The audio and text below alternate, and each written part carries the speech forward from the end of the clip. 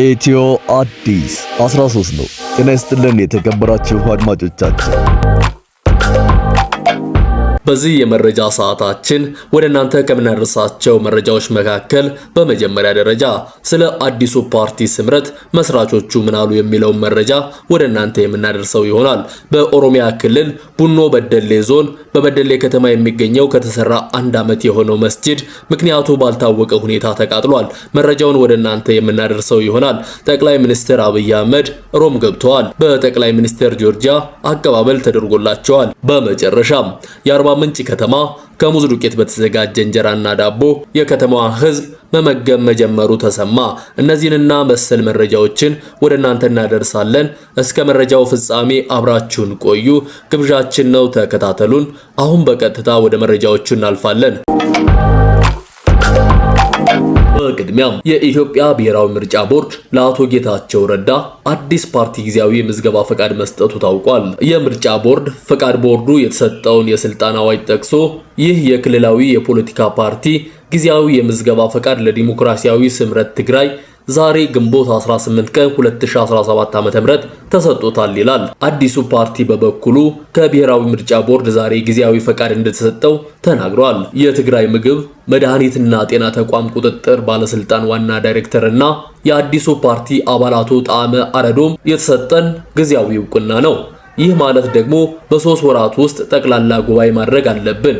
ከጠቅላላ ጉባኤው በኋላ ህገ ደንቡ ፕሮግራሙ ስምም ጭምር መቀየር ካለበት ሊቀየር የሚችልበት እድል አለ ብለዋል። የቀጣዩን ቀሪ ሂደት በተመለከተም ለአባልነት ሚኒመም ሪኳየርመንት 4000 ሰዎች ናቸው የሚያስፈልጉን። እነርሱን አስፈርመን እናስገባለን። ከዚያ በላይ ሊሆን ይችላል፣ ግን ሚኒመም ሪኳየርመንት 4000 ስለሆነ ሲሉ አስረድተዋል። የህዝብ ውይይት እንደሚደረግ ፕሮግራሞችንም ለህዝብ ይፋ እንደሚያደርጉ በተያዙት ፕሮግራሞች መጨመር መቀነስ አለበት የሚል አስተያየት ካለም በጠቅላላ ጉባኤው እንደሚስተናገድ ጠቁመዋል። በመቀጠልም በኦሮሚያ ክልል ቡኖ በደሌ ዞን በበደሌ ከተማ የሚገኘው ከተሰራ 1 ዓመት የሆነው መስጂድ ምክንያቱ እስካሁን ባልታወቀ ሁኔታ በእሳት መቃጠሉ ተሰምቷል።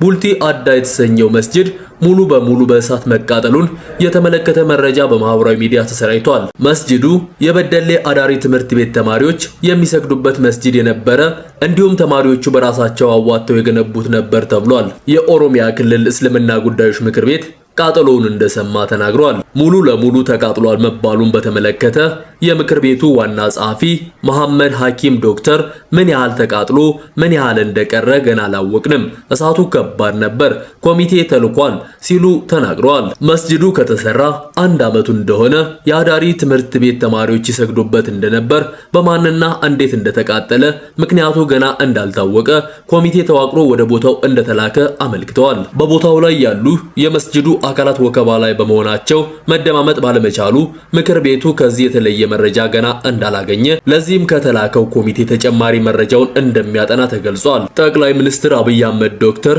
በኢትዮጵያና ጣሊያን መካከል የረጅም ዘመን ዕድሜ ያለውን ትስስር ለማጠናከር ሮም በመሄድ በጠቅላይ ሚኒስትር ጆርጂያ ሜሎኒ አቀባበል ተደርጎላቸዋል። መሪዎቹ በመተግበር ላይ ያለውን የትብብር አፈጻጸም በመገምገም በባለብዙ ወገን እንዲሁም አዳዲስ የትብብር መስኮችን በተሻለ የኢንቨስትመንት መጠን ለመከወን የሚቻልባቸውን ጉዳዮች ላይ ተወያይተዋል። ጠቅላይ ሚኒስትር አብይ አህመድ ዶክተር ወደ ኃላፊነት ከመጡ ጊዜ ጀምሮ ከተለያዩ የጣሊያን መሪዎች ጋር የሁለትዮሽ ትብብሮችን ለማጠናከር ሰርተዋል። በጥቅምት በ2015 ጠቅላይ ሚኒስትር ሜሎኒ ወደ ኃላፊነት በመጡ በአጭር ጊዜ በሮም በመገኘት በምስራቅ አፍሪካ ቀጠናዊ የሰላምና ጸጥታ እንዲሁም በልማት ረገድ ጣሊያን ለኢትዮጵያ ልማት የምታደርገውን ድጋፍ አስመልክቶ ውይይት ተደርጎ ነበር። ከዚህ ውይይት በኋላ መሪዎቹ ጠንካራ የሥራ ግንኙነት የመሰረቱ ሲሆን ጠቅላይ ሚኒስትር ጆርጂያ በ2016 ኢትዮጵያን ጎብኝተዋል። ቀጣይ ውይይቶችም በጣሊያን እንዲሁም ሌላ ሀገራት ላይ በተካሄዱ ባለብዙ ወገን መድረኮች ተካሂደዋል። ጣሊያን የኢትዮጵያ የልማት ቁልፍ አጋር ናት።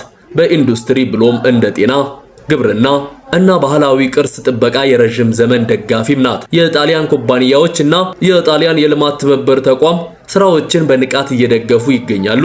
በመጨረሻም የአርባ ምንጭ ከተማ ከሙዝ ዱቄት በተዘጋጀ እንጀራና ዳቦ የከተማዋን ህዝብ መመገብ መጀመሩ ተሰማ። በኢትዮጵያ ከፍተኛ የሙዝ ምርት ካለባቸው ቦታዎች አንዷ የሆነችው አርባ ምንጭ ከተማ የሙዝ ፍሬን ወደ ዱቄትነት በመለወጥ ነዋሪዎቿን እንጀራ፣ ዳቦ እና ገንፎ እንዲያዘጋጁ ማድረግ መጀመሯ ተሰምቷል። የአርባ ምንጭ ዩኒቨርሲቲ የሁለተኛ ዲግሪ ተማሪዎች የሰሩትን ጥናታዊ ጽሑፍ መነሻ በማድረግ የሙዝ ፍሬን ወደ ዱቄትነት ለውጦ ለምግብነት ማዋል መቻሉን ዩኒቨርሲቲው ይፋ አድርጓል። በኢትዮጵያ በዚህ ሰዓት ከጤፍ ብቻ የተዘጋጀ እንጀራ መመገብ ለብዙዎቹ የማይቻል ሆኗል። ይህን ተከትሎም ባለፈው ሰሞን ካሳባ የተባለውን ስር ከእንጀራ ዱቄት ጋር ተቀላቅሎ ለምግብነት መዋል እንደሚችል በምግብና መድኃኒት ቁጥጥር ባለስልጣን ፈቃድ ማግኘቱ ይታወሳል። አሁን ደግሞ እንጀራ ከሙዝ ዱቄት ማዘጋጀት እንደሚቻል በጥናት ተረጋግጦ ለምግብነት መዋል መጀመሩ ተሰምቷል። እስካሁን ባለው ሂደት የሙዝ ዱቄት በተለያየ የምግብ አይነቶች እየተዘጋጀ ጥቅም ላይ መዋል የጀመረው በአርባ ምንጭ ከተማ ሲሆን በቅርብ ጊዜ ውስጥም ወደ አዲስ አበባና ክልል ከተሞች ይዳረሳል ተብሏል። ይኸውም የሙዝ ዱቄት ታሽጎ ከ6 ወር እስከ 1 ዓመት ድረስ የመቆየት ሁኔታ እንዳለውም ተነግሯል። ለዛሬው ያዝናቸው መረጃዎች እነዚህን ይመስሉ ነበር። ኢትዮ አዲስ 13ን ሰብስክራይብ በማድረግ ቤተሰብ ይሁኑ። የምንለቃቸው መረጃዎች ደግሞ ቶሎ እንዲደርሳችሁ የደወል ምልክቷን ይጫኑ። ለዛሬው እናመሰግናለን።